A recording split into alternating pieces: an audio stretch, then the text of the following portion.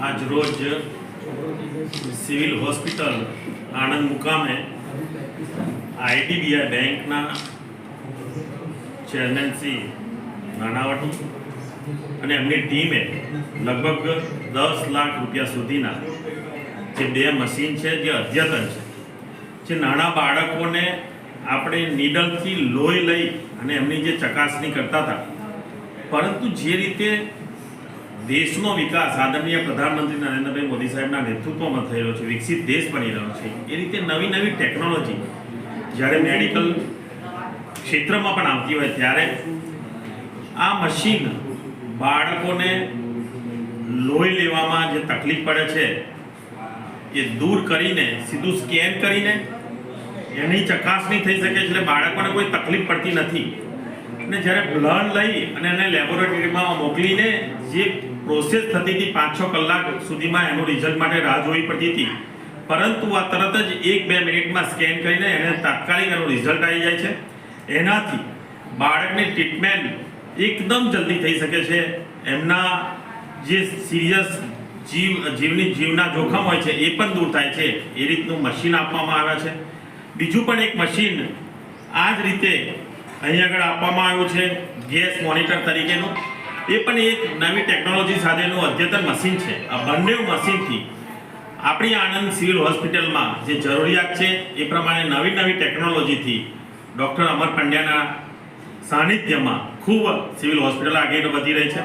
IDBI બેંકના નાણાવટી સાહેબ, એમની ટીમ, અને જે રીતે એમને પૂરા ગુજરાતમાં દરેક ડિસ્ટ્રિક્ટમાં આ રીતેનું CSR ફંડ આપ્યું છે.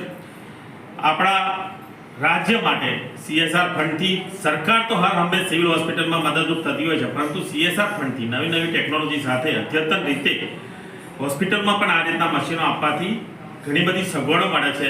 આઈડીબીઆઈને અને ડૉક્ટર અમર પંડ્યાને, એમની ટીમને સૌથી પહેલાં તો આભાર માનીશ, અને નવી નવી ટેકનોલોજી સાથે હોસ્પિટલ ઊભી કરી રહ્યા છે એ બદલ પણ એમનો આભાર માનું છું.